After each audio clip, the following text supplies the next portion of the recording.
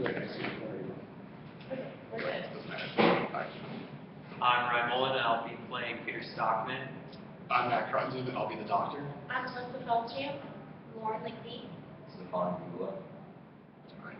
I guess first we'll read off our part of the play. He smiled at what he considered to be my extravagance. Naturally, have you taken the trouble to consider what you proposed alterations would cost? According to the information I obtained, the expenses would probably mount up to 15 or 20,000 pounds. Would it cost so much? Yes, and the worst part of it would be that the work would take at least 2 years. 2 years? 2 whole years? At least. And what are we to do with the baths in the meantime? Close them? Indeed, we should be obliged to. And do you suppose anyone would come near the place after it had got out that the water was dangerous? Yes, but Peter, that is what it is. And all this at this juncture, just as the baths are beginning to be known. There are other towns in the neighborhood with qualifications to attract visitors for bathing purposes. Don't you suppose that they would immediately strain every nerve to divert the entire stream of strangers to themselves? Unquestionably, they would. And then, where should we be? We should probably have to abandon the whole thing, which has cost us so much money, and then you would have ruined your native town. I should have ruined. It is simply and solely through the baths that this town has before it any future worth mentioning. You know that just as well as I. But what do you think ought to be done then? Your report has not convinced me that the condition of the water at the baths is as bad as you represent it to be. I tell you it's even worse. Or at all events it will be in summer, when the warm weather comes. As I said, I believe you exaggerate the matter considerably. A capable physician ought to know what measures to take. He ought to be capable of preventing injurious influences or of remedying them if they become obviously persistent. Well, what more?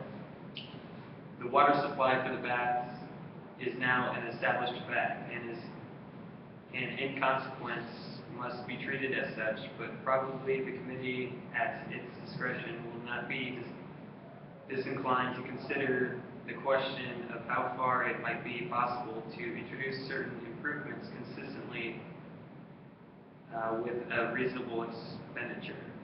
And do you suppose that it will have anything to do with such a piece of trickery as that? Trickery!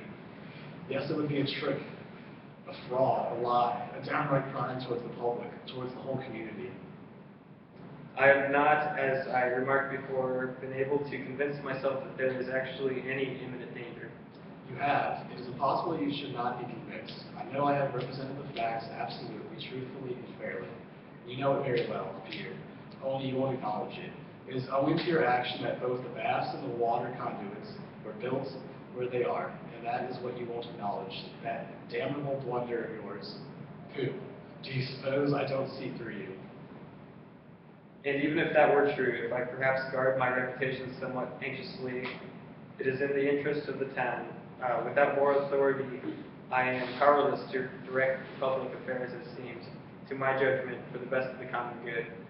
And on that account, and for various other reasons too, it appears to me to be a matter of importance that your report should not be delivered to the committee in the interest of the public.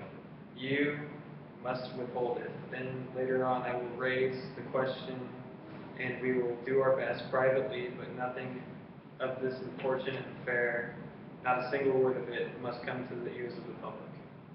The theory we chose was the shareholder theory, which states that the good action is doing something for the benefit of the company or generating profit, and with the bad action being not acting in complete benefit of the company, or in this case, the town.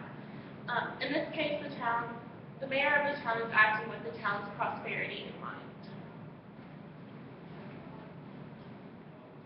Our assumption was that the doctor was the whistleblower, and we are assuming that the town will be greatly affected by the baths being closed for an extensive period of time. Even though the baths can impose negative externalities to one's health, it is assumed that the baths will impose a great harm to the town's economic health.